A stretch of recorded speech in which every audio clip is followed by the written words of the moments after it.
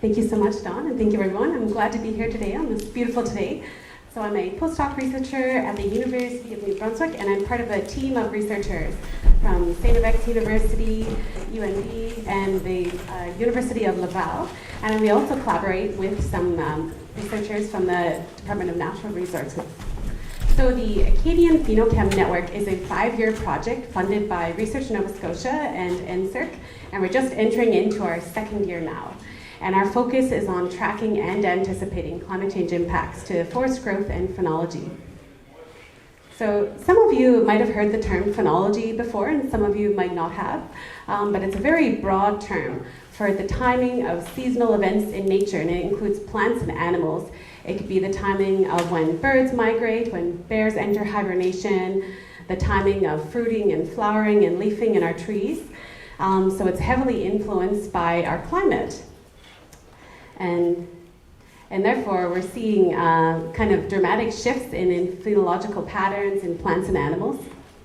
It's a very immediate indicator of climate change impacts. It seems like my view is a bit kind of scrolled. But I don't know if you can enter full screen, that little diagonal arrow in the top right corner. It's kind of hard to see by that little gear symbol, that little diagonal arrow will make it full screen. There you go. Yeah. But anyways, yeah, there we go. Perfect. So we're interested in, with this research project, in plant phenology, and we study 2 aspects of plant phenology. We study leaf phenology and wood phenology. So leaf phenology is the timing of our leaf life cycle phases. It includes when leaves emerge from their buds in the spring and when they change color in the fall. And both of these events are influenced in different ways by our local weather patterns at the time of the event, as well as in advance. You know, the conditions we have over winter can influence the timing of our leaf emergence in the spring. A colder winter can accelerate the timing of leaf emergence, which is kind of counterintuitive, as well as a warmer spring can accelerate the timing of leaf emergence. And then the second phase or aspect of phenology that we're interested in is wood phenology, and specifically secondary or radial growth. So we study when the trees start to grow in diameter in the spring, when they form new cells and enlarge those cells, and when the trees complete their growth cycle in the late summer or early fall.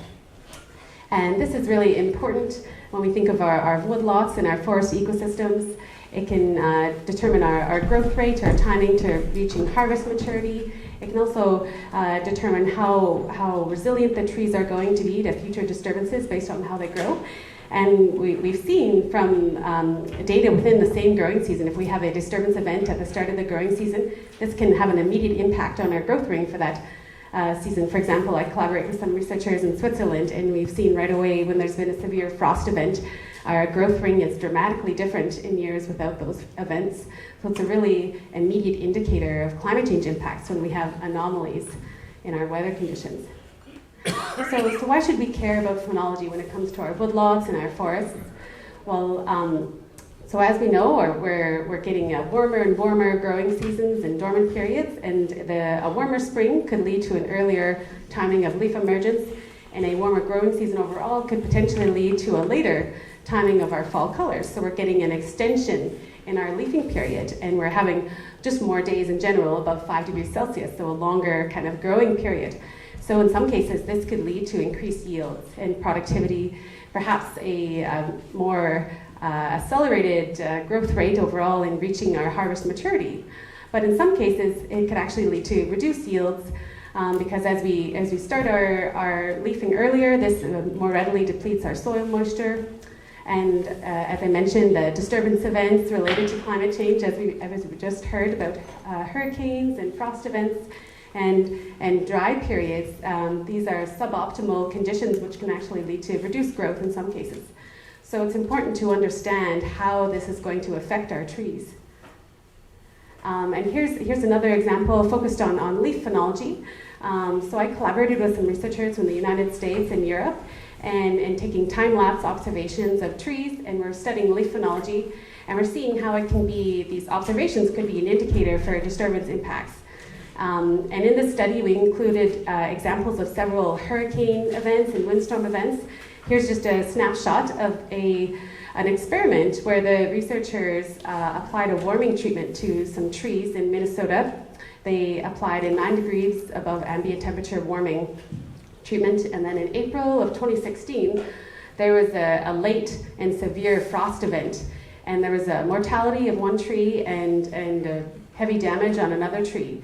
And this was very, very clear from our greenness curve, or our kind of the data that we get from these time series observations.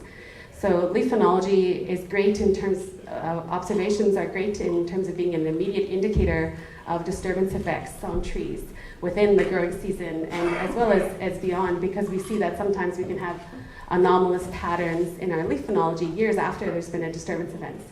And there's some other practical implications of changes in leaf phenology. We have an earlier fall colors. This could indicate stress and reduced growth and kind of have implications for maybe the fall ecotourism industry in Nova Scotia. As well as an earlier leaf out and an earlier timing of our radial growth could shorten the harvest window for maple syrup. And looking into the future, even though we now have quite a legacy of observations of leaf phenology, it's uncertain what we might expect. Here's an example of the same graveyard, looking from the 1800s to more recently in 2005. And as you can see at the end of May, it looks like the leaves are at their mature size already, whereas they were barely emerged or not even emerged for the deciduous species back then in 1800. So we're seeing a dramatic advancement over time in the timing of our leaf emergence. But we don't expect necessarily to see this pattern continue, because other drivers influence the timing of leaf emergence, such as day length or our overwintering temperatures. If we have substantially reduced chilling, then this could actually lead to a delaying in the timing of leaf emergence. But it's important to understand what the future does look like in order to understand the implications for our species in Nova Scotia, and perhaps if some are more resilient than others. So the goal of our network is to establish a long-term monitoring network across Nova Scotia. So we want to see across the broad variety that we have in Nova Scotia in terms of growing conditions and species, how do our local weather patterns affect leaf phenology and radial growth? And we want to set this up as a really readily accessible resource for woodlot owners and any other forest stakeholders to get real-time updates of our tree species. So basically we'll have a map system with a daily status update to how our red spruce doing, following a frost event last week or a hurricane and so on. And then we want to, at the end of our project, use all these observations and calibrate refined models, which can help us to anticipate phenology and radial growth patterns going forward.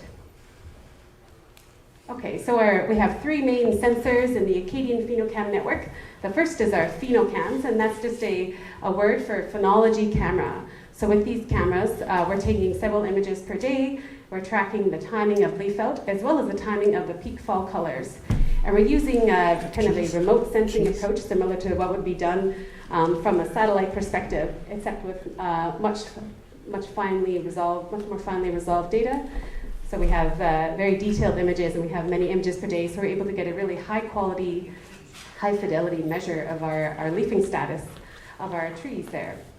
And as I mentioned, we can use observations from these phenocams to study the effects of disturbances, both in the immediate growing season and in the long term. And another main sensor that we have is a dendrometer. So this is a very sensitive instrument which is attached to the bark of the tree, and it has a very sensitive spring inside, and it can measure micrometer variations in the diameter of trees. So every 15 minutes we can see if the tree is growing or shrinking. So it's actually, the diameter fluctuations of trees are quite dynamic. If we have a dry period in the middle of our growing season, we can see actually a dramatic shrinking due to water deficit. And then we can see our increases in growth due to the formation of new cells and the swelling of existing cells. So there's a lot of information in this dendrometer data that can help us to understand the effects of dry periods or heavy rain periods as well. So with this data, we'll be able to identify the onset of growth, as well as the timing of our seasonal growth completion, our daily growth rates, and periods of shrinkage due to water deficits. And this can help us to also understand immediate and legacy disturbance impacts. And then our third main sensor is really a series of sensors that we have at local weather stations. We're measuring air temperature, relative humidity, wind velocity, rainfall. And in addition to those kind of standard variables that most people monitor with these kind of studies, we're also measuring soil temperature and soil moisture, because we want to gain a better understanding of how our soil variables influence leaf phenology and radial growth. So this is our current distribution for the network. So at the start of my PhD in 2019, I collaborated with James Steberg from the DNR, and we set up 12 stations on public lands there. And now, just as of last year, we expanded it and we added 12 additional stations. So now we're covering from Yarmouth to Shetty Camp there. And we have a really nice sampling across the growing conditions in Nova Scotia. So each of these stations has one of those, one or two of those phenocams I mentioned, a weather station, and several dendrometers. So in kind of central Nova Scotia, we have a station in Eastern Hants, we have Colchester, we have one in Pictou County, Maryville, St. Mary's. So yeah, we have a nice coverage. And at each station, we're monitoring 12 species. Not at each station, but across the province, we're monitoring 12 species. For our deciduous broadleaf, we have sugar maple, red maple, white birch, yellow birch, red oak, and large-tooth aspen. And then for conifers, we have red spruce, white spruce, black spruce, white pine, balsam fir, and eastern larch. So we chose these species because we wanted species that are fairly widely distributed, and we were able to capture these species growing in mixed stands, so we don't have to have many stations in order to observe these species. So some early findings from our network so far. So towards the end of my PhD, I did a study just using the observations that we've collected since 2019 with our phenocams. And I also used observations from the United States of leaf phenology for red maple, paper birch, and balsam fir. And then I calibrated models of leaf phenology to see under different future scenarios what might happen for our leaf phenology. And what I found is that the timing of the fall colors is likely to diverge between our more temperate species like red maple, which are actually heavily influenced by photoperiod in their timing of the fall colors.